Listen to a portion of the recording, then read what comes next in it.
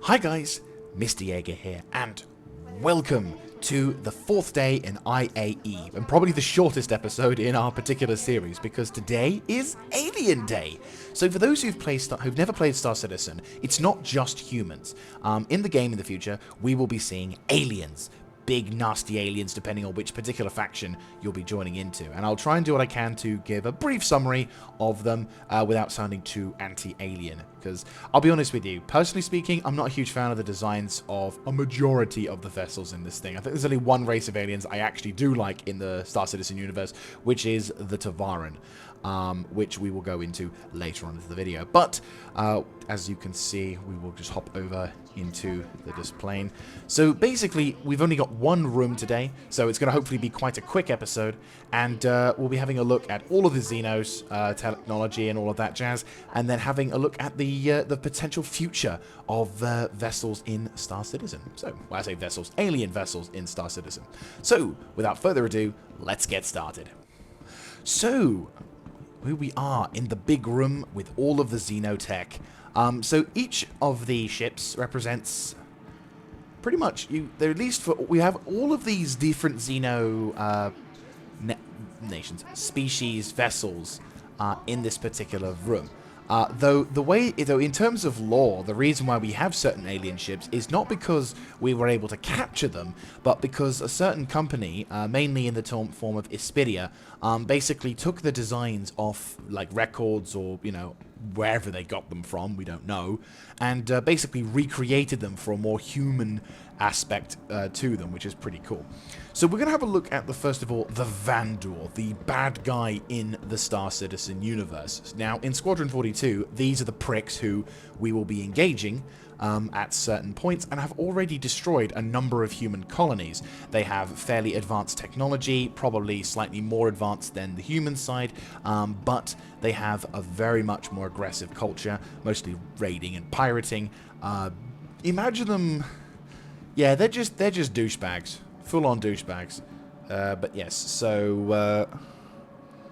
Xperia Blade. So the Vandal are... Yeah, they are basically... They have more of a scythe, kind of like... it's like a Predator/Alien kind of design concept. Very, grey, dark red. Very menacing, very nasty. I mean, this, oozes, I'm a douchebag bad guy. So, there we go. Enemies of the ships. I'm going to probably pop into this one. So this one is kind of interesting. You sort of get into the back of. Though it doesn't look like I can get into it. At least... Oh, no, hang on. He says. Okay, so they did update these a while back. I think it was about a year ago or so. Maybe 2. And there you go. So these particular vessels, these creatures like to head into. You have a nice red display. The only sort of funny... I won't lie, there was actually one funny part where when you turn the ship on... Power on? Systems activating. Systems on. So you get a human voice and everything else, but there's actually a bit of a funny little lore system where previously, whenever you would target a person with a bounty record on them, the icon would come up as green, and whenever you would target someone who was on the law side, for example, the UEE Navy or anything like that, it would immediately act as a target acquired. You're an evil thing. And so it looked like there would be some kind of system trying to fight, like the Ispiria basically trying to put a system to fight the automatic firing of weapons against the UEE Navy, which I find to be absolutely hilarious. I don't know if that's still as applicable in this latest edition, but before they updated it, I freaking loved that. It was hilarious. Again, alien ship, horrible ship, but still, not a huge, but yeah, the design complex is going for it. So going from one set of alien douchebags to more tradable alien douchebags. Now, this is known as the Banu Defender. Now, the Banu are a race of traders. They're very much into their trade. A lot of their shit is in guilds, and they basically become the... What's the way to describe them? They are a race of creatures that are so indifferent to, or impartial, that they're trading with literally everyone, and they don't keep any records of history, which means For example, if the UEE were to sign a trade deal with one at one point in the cosmos, whenever the children of that particular Banu that they signed the trade agreement of would come to, start the trade deal again, or start to meet up with them again, they'd have to renegotiate the deal, given to what the child of that particular Banu is capable of. So yeah, the Banu Defender is a very interesting design of ship. It can be flown in 2 cockpits, as you can see by the 2 bulbs, and it looks like a crab, which, it is like the crab. And when it originally came out, it had the hit... Oh, God, what's the term? What's the term for that? Hit detection? Like, direct hit? The word fails me. Is it direct hit? Line of sight? Well, basically, the concept with... I can't remember the exact designation, but in short, whenever you would target your ship, normally in every other weapon in Star Citizen, you fire at your target and a projectile comes out, and you have to basically be accurate, and the projectile might hit the target, it might miss. These ones, you'd only have to have the crosshair on the target, and the projectile speed was so fast, it was like basically the speed of light. And these weapons were fairly...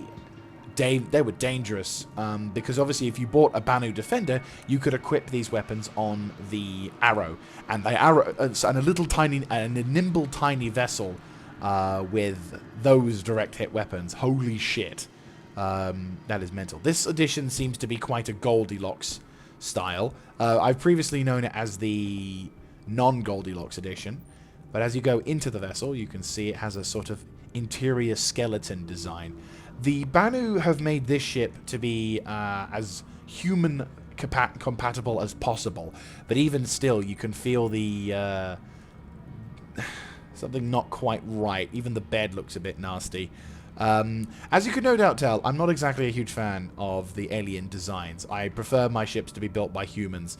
But I won't. But credit where credit is due. I do like the system design that pretty much both sides of the cockpit can be flown, regardless of whichever pilot is hopping into them. So there's like a pilot seat and there's a co-pilot seat. I do believe the figure quote original pilot seat is this pilot seat here, but it also may be the other side. So you do get the choice of. There you go.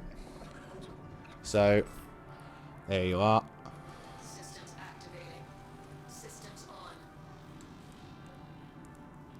So there you go. You have all of the different. You do have all the different kind of MFDs. You have all of the different sort of heads-up display. I mean, fairly the heads-up display is pretty much the same with all of these things, like with all of the other ships at the moment. But obviously, the further into the development we go, we might be able to see some more unique aspects to the Banu Defender. At the moment, it's a bit of a glorified escort for a vessel that we will be seeing later on in this video. So. Yeah, the Banu Defender is an interesting ship. I can't honestly say it's it's, in my opinion, it's a fucking ugly ship. The only thing that makes it look sort of okay is it looks like a happy crab in this particular angle. But when the ship is in flight, the 2 pincer thrusters, kind of go forwards into it. So it looks more like someone trying to act like Superman. So yeah, again, I'm not a huge fan of these alien designs. Oops. Of this particular alien design, but again, I mean, and I'm fairly indifferent to the Banu. They're basically traders. The bit I don't like is the fact that they pretty much trade with everyone, including the Vandal at points. No confirmation, because they don't keep records, but they do have the tendency to trade with pretty much everyone, which could also involve our enemies, so make of that what you will. As we make our way, we'll save my particular enjoyments to last. We'll have a look at the 2 weirder vessels first before we finish off with the Tavarin. So the company AOPA, which I also believe did the Banu Defender, had this ship known as the Kartual. This very strange, very alien-designed ship is actually from the species Xi'an. Which are kind of a turtle-based race with they're very, what's the word? They have a very distinctive way of living. They have sort of like a hegemony, like an emperess, I think. I'm not a huge knowledgeable factor on the Xi'an, but what I can tell you is that they are very, very secretive. They're very untrusting of humans. To be fair, humanity has done a few douchebag things to aliens in the past, as well as shown their xenophobic nature to people. So it's understandable why the Xi'an would be untrusting of us. But this particular vessel is, I would say, fairly representative of the human attempt at making a sort of Xi'an ship. It is the funkiest looking vessel you will see. It's got levitating stairs. When you get into the ship, it's like a B-wing. If you take off, basically the bottom half of the ship kind of layers up, and you there you go. So you have a pretty decent amount of view for this, and as you can see, they are using some kind of spherical orb, which, as well as some pedals for you to fly around. You've got some interesting MFDs. And the whole ship just feels very strange. I have never really flown this particular ship, but I've never really been interested in flying this particular ship. And again, it's very, very alien. It's got a couple of Panthers on the terms of defense. I mean, again, this is kind of, with most alien ships at the moment, with the exception of perhaps the Tavarin, I would say you don't really see alien vessels in combat after these sort of events. I think this is the big event for them so that you can sort of show them off, but really there's nothing else that's there, which is a bit of a shame, because I feel this particular thing is pretty dope. Well, some of the alien ships are, but this particular ship, I'm a little bit like, I don't think there's that much of a use for it. Basically, it turns into like a B-wing, and it has its own distinct style, but it's not quite the Reliant Tanner. So there you go, and there is the Xi'an sort of vessel. There are more due to come in, which we'll be talking about later on. But yeah, so making our way across the Tavarin-based display. Sup. So this is a very, very old design of Vanduul. The Vanduul. This is the Vanduul. Let me just remember what this name is. Oh yes, Vanduul Glaive, or Asperia Glaive. So this is a very much broken ship. It's designed off it's an old style of glaive, which at the time of its original release, it was kind of designed to be the sort of radical pirate / alien design mixture. But CIG are working on making this very much like the Blade in the future, which I think is actually kind of a good thing. And unfortunately, this particular model, every time I've seemingly gotten into this thing, it's kind of fucked up. So we're not really going to be getting into it, because every time I do, it just kind of buggers about sort of thing. The unique trait amongst this is that it's got two pretty heavy cannons on the front, like I think size 7s or something or other. These things are freaking massive, as you can see. But the maneuverability is supposedly good, but since the model is kind of fucked, the landing gear won't come back up. It won't turn off. It's kind of one of those placeholder stats where it's like, it's there, it's a thing, but every time I've used it, it's just been a kind of, it's not, I wouldn't say it's a disappointment, it's a broken thing. So, you know, it looks cool, it worked in combat, just not quite as it should be, which is a shame. An absolutely beautiful sight. So now we get onto the aliens that I do kind of like. Probably one of the only alien races I would actually have agreeable terms with. The Tavarin.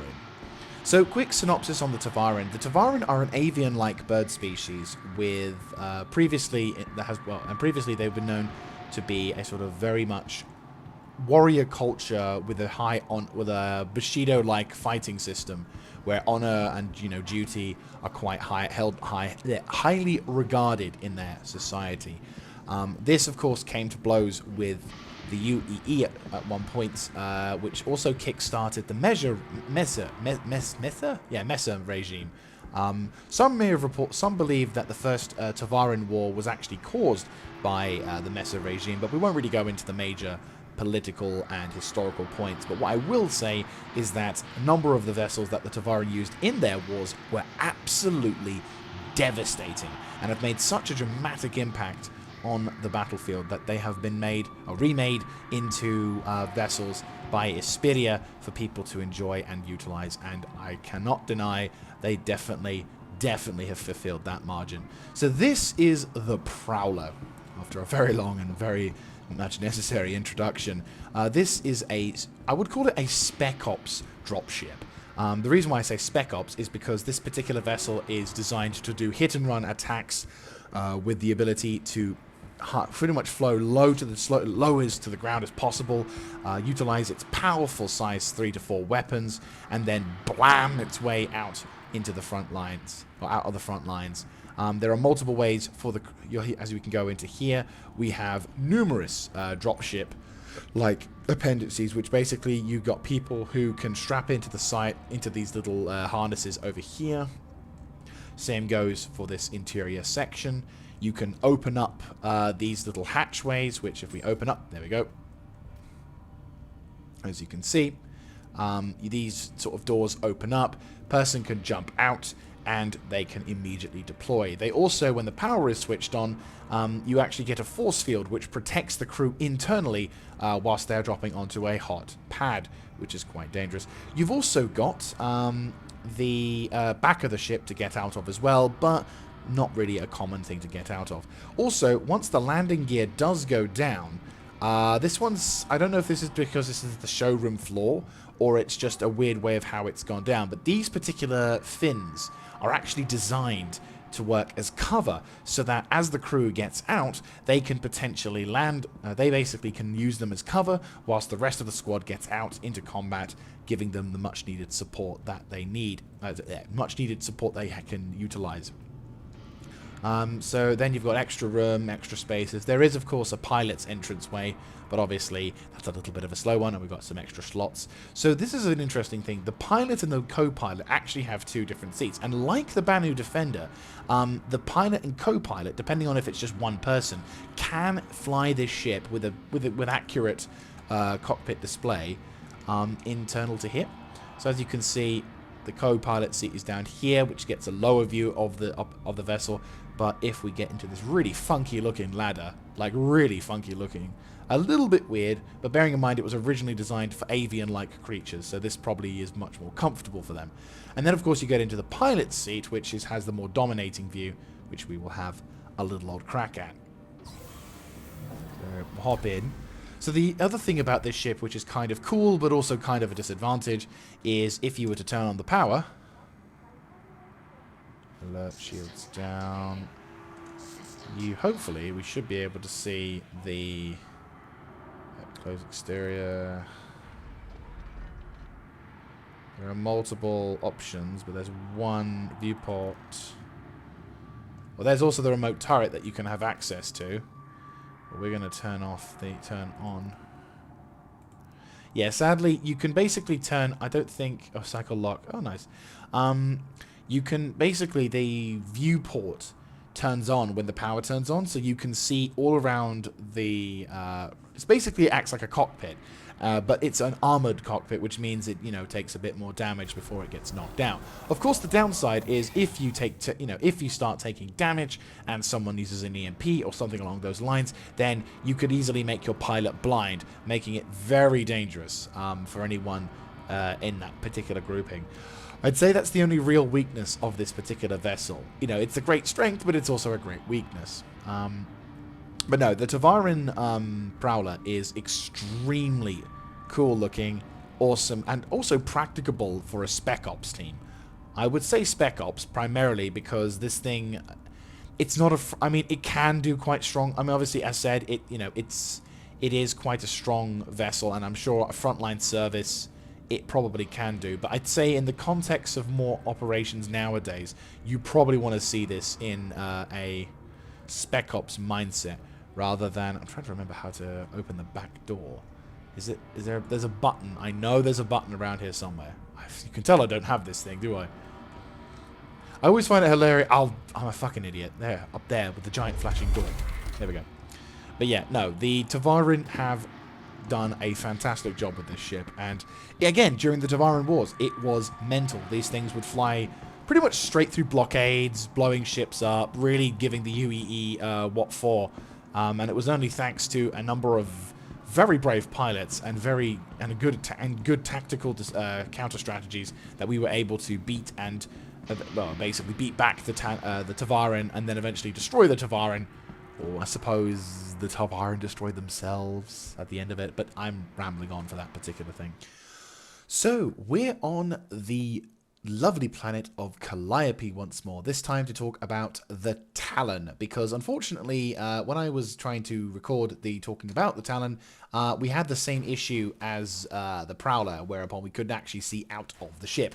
So rather than trying to attempt to see this sort of thing, I thought we might as well rent the ship out and have a look at it ourselves. So this is the Talon, the Tavarin strike fighter craft. There is 2 editions of the Talon. This one is the bog standard edition, being the Talon, and the missile-focused edition being the Talon Shrike, or Shrike. So you gain entrance to the cockpit, which also serves as an escape pod, though I don't think it actually works as an escape pod at the moment. We don't actually have functional escape pods in the game at the moment, though that would be cool. As you can see, rather somewhat embarrassing attempt at getting inside. There we go. Just going to hop in like so. Lift up. It's very alien-y. Very alien-y. And we hop in. And we attempt to close the thing down.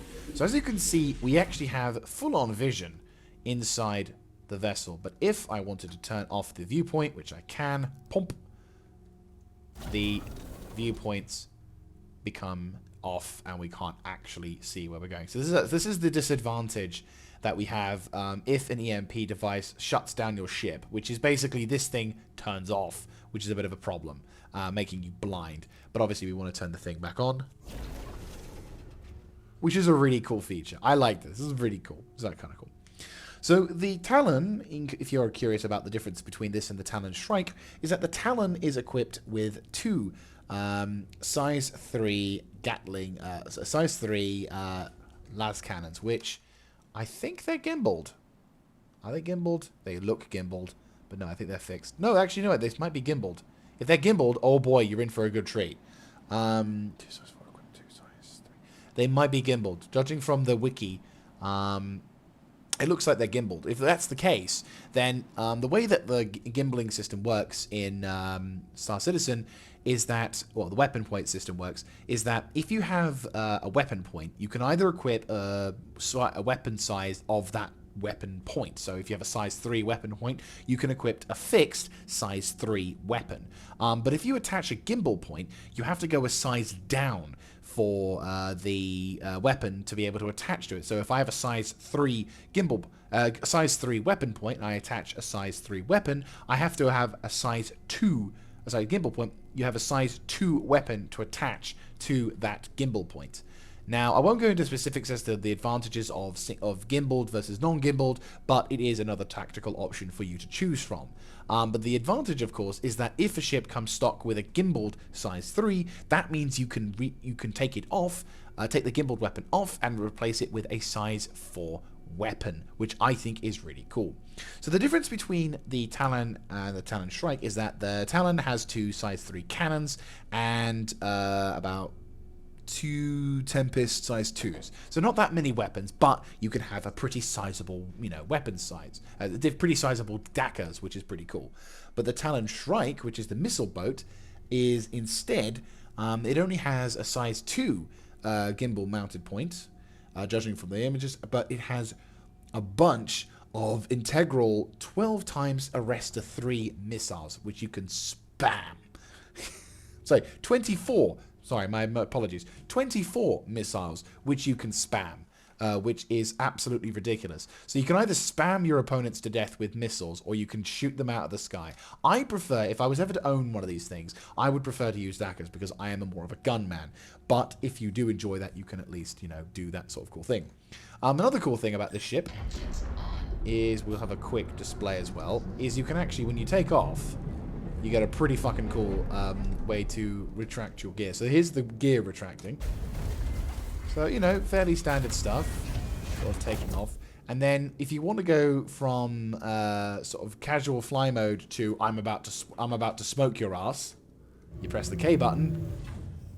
And now you're in like a hawk flying down towards your prey. She controls really well, actually. Really nice vessel. Probably the only alien vessel I might consider grabbing in addition to the... Yeah, these look fixed, so it might just be a fixed weapon platform. But there, so you have the ability to use these incredible weapons, avoiding getting blown up, he says as he's about to smack into a planet. But no, really impressive looking ship. And if I were to be going into alien vessels, this would probably be the one I'd pick if I was to do a single seat fighters. But no, this is a really nice ship. I like it. But anyway, back to the IAE Expo. So, now that we've talked about the Tavarin, let's talk about one more physical thing here before we head over to the holodecks. And that is, of course, hover bikes. So, we will be seeing more of the more classic dragonflies from Drake Interplanetary, but beforehand, we will be talking about these things, the AUEC Nox. So, for those who've not played Star Citizen, the AUEC Nox is... Well, to be fair, both hovercraft bikes are currently in a bit of a state of flux at the moment. They used to be really good. They used to be quite an impactful vessel, and in previous Org v Org events, have actually served quite pretty awesomely. Mostly the Dragonflies, I will be honest. But they are due apparently for a rework, so maybe in the future we will see a reignition of enjoyment out of these things. Though to be fair, I did buy in my case, I bought the Ranger bikes, which is a human physical bike, like an actual proper motorcycle, so I'm, you know, slightly biased in that part. I'm not a huge fan of skimmers, to be fair, but these things are pretty powerful. They've got like a size 1, or a couple of size 1 Panther repeaters on the underside, and if we were to take a seat... Again, it's a bike. It's cool, and you can, you know, if you can get it to work, you know, on the rare occasion that you can fly this thing, brilliant. But again, there's very limited you can do at this particular vessel. And again, it's kind of, and when I say they're bad, basically, it's difficult for you to control them and to be able to really push them to the limits. They often go into the ground. They often just kind of fall out of the sky, and more experienced bikers than I have said that it's just not that fun to use. But at the same time, they are still available, and at some point in the near future we are going to receive a patch to make it better. But for now, these things will just have to be relegated to the I used to be good but now I kind of suck sort of routine, which is a shame. But again, I'm not much of a skimmer fan, so who knows. But going on into the last room of our day, we are of course entering into the holodeck. Now, one of the ships we've been talking about here has actually done, it's quite known, it's quite famous, and is probably the big counter to some of the other vessels designed for trading. And there's a new vessel in here, which is the one we're looking at. This very strange looking thing is the Gatak Rylen. Rylen? Maybe. Rylen. I'll call it Rylen because it's how it sounds thing. So this is the second Xi'an ship that will be featured in Star Citizen. This is a cargo ship, as you can see by all the containers in the background. And this was announced back in Invictus, or not too long after Invictus. And it's interesting. I've only seen concept images, so this is a blind reaction to it, but it looks intriguing. As you can see, we've got a captain's crew, we've got 2 manned gunner platforms. Obviously, this particular design is meant to be... It's one of those things which once you take off, it has its own particular persona to it. It can land on planets. Let's have a look, see what else. Medium cargo hauling.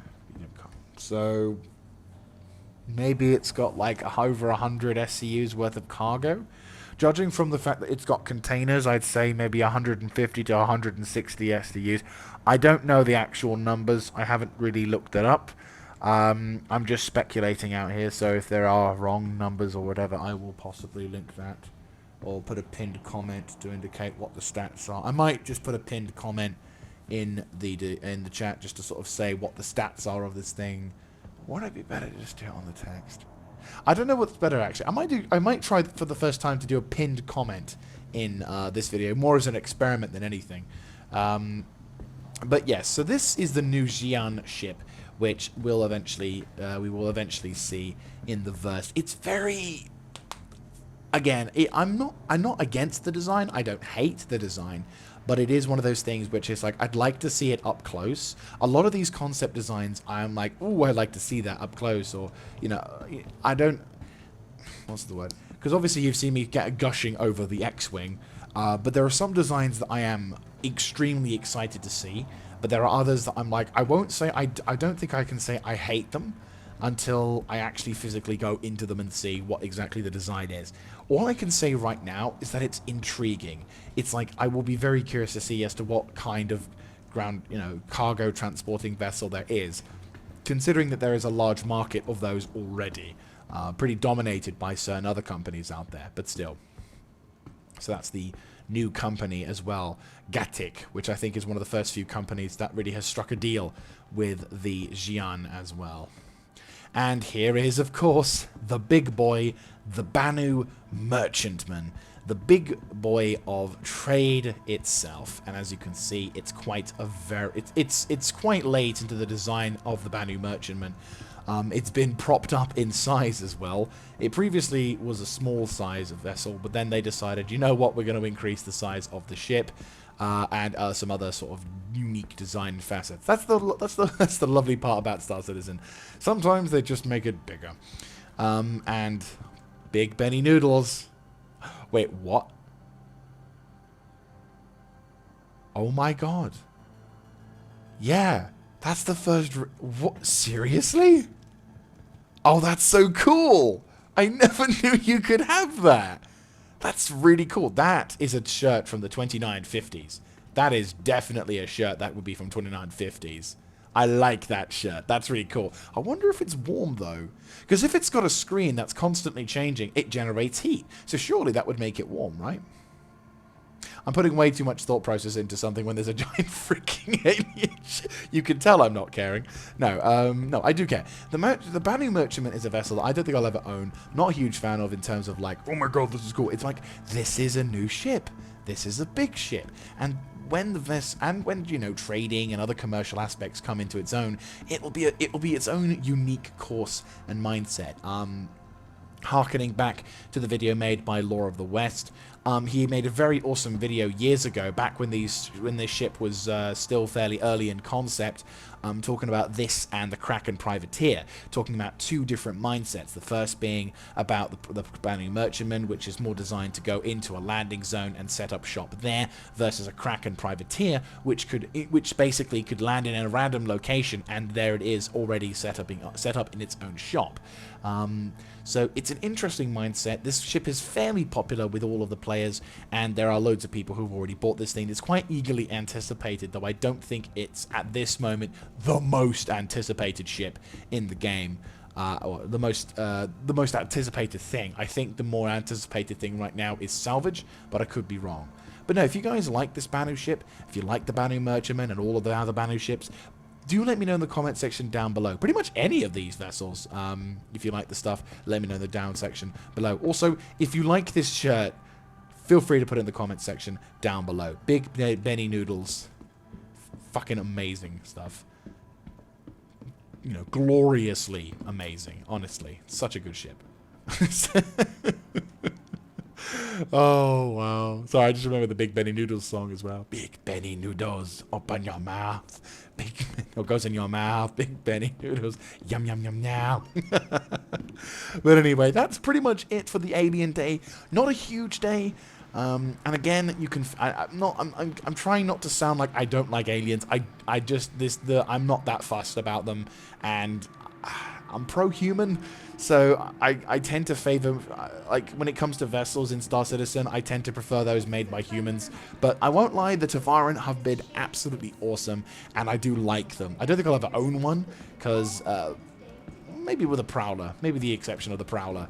I'm not much of a fighter kind of guy anyway, so none of these vessels really grip me, because I'm more of a cargo guy or a transporter dude, or maybe occasionally a big Dakar guy, but we'll see that in the future episode. But still, thank you very much for watching. And as I said, if you like this kind of stuff, let me know in the comment section down below, clicking on the like button, and of course subscribing to the channel. And I hope to catch you in tomorrow's episode, which I will be recording in a few seconds' time, fun fact, where we will get to see the big boys with a size 7 gun. I'll catch you none.